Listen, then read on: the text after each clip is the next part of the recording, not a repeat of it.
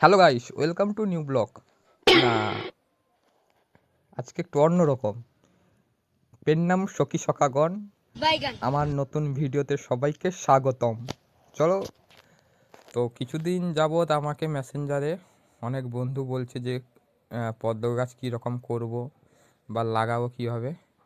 তো আজকে ভিডিওটা বিশেষ করে তাদের জন্য। সবাইকে তো আর মেসেঞ্জারে বলা সম্ভব নয়। জানি ভিডিওটা অনেক দেরি হয়ে গেছে। চলো আমাদের যাত্রাপালা শুরু করি। আর একটা কথা, প্লিজ অ্যাভয়েড মাই থোবরা।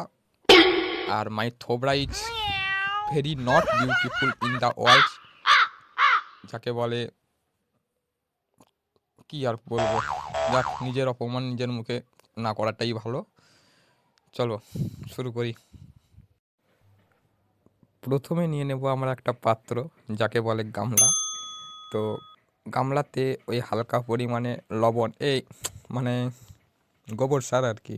তো এই প্রসেসটা সম্পূর্ণ যারা 5টা বাগানই করে, আমিও প্রথম প্রথম করতাম। তো আগে এইটা দেখাই, তারপর আমার নিজস্ব প্রসেসটা দেখাবো। তো গোবর নিয়ে নিচ্ছি কিছুটা, আর এরপরে নিচ্ছি আমি ওই কী বলে যেন এটা, হাড় গুঁড়ো। হাড় গুঁড়ো ওই মানে অল্প পরিমাণ, আর শিংকুচি অল্প পরিমাণ। তো এটা নেওয়ার পর দেখি হালকা করে ল্যাভেন্টিক মানে একটু নিমখোল মিশিয়ে দিলাম, দিয়ে ভালো করে ইচিং বিচিং করে দিলাম। ইচিং বিচিং হয়ে গেলে একটু আমি বিট লবণ, যাকে বলে তোমাদের ভাষায় স্যাপ, ফাঙ্গিসাইড ওকে বলে আর কি, ওইটা একটু দিয়ে আবার একটু square plus B square minus 2ab করে দিলাম। এইভাবেই চলুক। তো এরপরে আমি নেব পাঁক। যাদের কাছে পাঁক নেই তারা ওই বাগানের মাটিকে 1 সপ্তাহ ভিজিয়ে ওটাকে একটু কাদো করে দেবে। আর যাদের কাছে পাঁক আছে তো খুবই ভালো। দেখো এইরকম পরিমাণ নিয়েছি, ওই 4 দাগ যাকে বলে, এটাকে কি বলে ভুলে গেছি।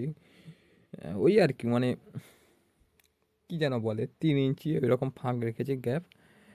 তো এটাকে এখন 1 সপ্তাহ রাখবো। যেহেতু তোমাদেরকে দেখাতে হবে, তার জন্য আমি একটু দেখিয়ে দিচ্ছি কীরকম টিউবারটা বসাবো। হাড়কুচি, হাড়গুঁড়ো শিংকুচি দিলে 1 সপ্তাহ অন্তত ওটা রাখলে এটা মিশে যায়। কিন্তু তোমাদের দেখানোর সুবিধার্থে আমি দেখছি এইভাবে টিউবারটা বসিয়ে দেবে। কোনো ব্যাপার নয়। আমি বলবো যারা গাছ লাগায় তাদের কাছে পদ্ম করাটা মামুলি ব্যাপার, কারণ পদ্মের মতো সহজ জিনিস আর কিছু হয় না। এমনি ফেলে রেখে দিলেও হয়ে যায়। তো এরপরে আসছে আমি যেভাবে মাটি তৈরি করি। দেখ, কে মাটি করে, এই হচ্ছে আমার কেস। দেখো মাটি তৈরি, গোবর গুঁড়ো থাকলে বাস, ভার্মি কম্পোস্ট থাকলে দেই, আবার নাও দেই। এই অল্প পরিমাণ গোবর দিলাম, তারপর ওই হালকা যদি বিট লবণটা আমার থাকে, সবসময় দেই না, মানে যদি থাকে তো দেই, না হলে তো বাদ দাও। আর ওই কি বলে নিমখোল, নিমখোলটা দেই পোকামাকড় যেতে না লাগে, একটু গাছটা ইচিং বিচিং হয়, সেই জন্য ওই অল্প পরিমাণ নিমখোল দেই। আর না দিলেও কোনো ব্যাপার নয়, আমি তো বেশিরভাগে তারপর ওই পাঁক দাও, পাঁক ঢেলে দাও, ঢেলে যাত্রা খতম করে দাও তো ভাই। আর যারা আমার মতো অলস, কিংবা আমার থেকেও যদি একটু ধরি, কিছু মনে করো না,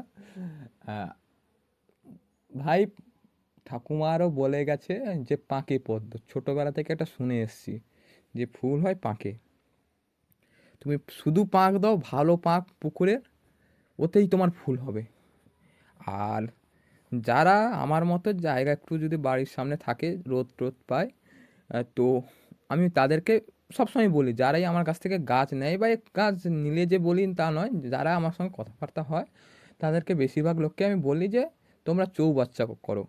কারণ 100 টাকার পলিথিন কেনা তে যে ফুল হয়, তো সেই তুলনায় 100 টাকার গামলায় অনেক কম ফুল হয়। 100 টাকার পলিথিনে যে আমি প্রচুর ফুল পাই। আমি বলবো তোমরা পলিথিনে করো, পাঁকে পাঁকে পদ্ম, সোজা কথা। আজকের যাত্রাপালা এতটাই। বড়দের পেন্নাম, ছোটদের ভালোবাসা জানিয়ে ভিডিওটা এখানেই শেষ করছি। আর হ্যাঁ, কথাগুলো একটু অ্যাভয়েড করে চলবে, কারণ আমার তীরটা বেঁকে যেতে পারে, কিন্তু টার্গেট আমার একটাই, মেন গন্তব্য ওখানেই পৌঁছালে হলো। চলো টাটা।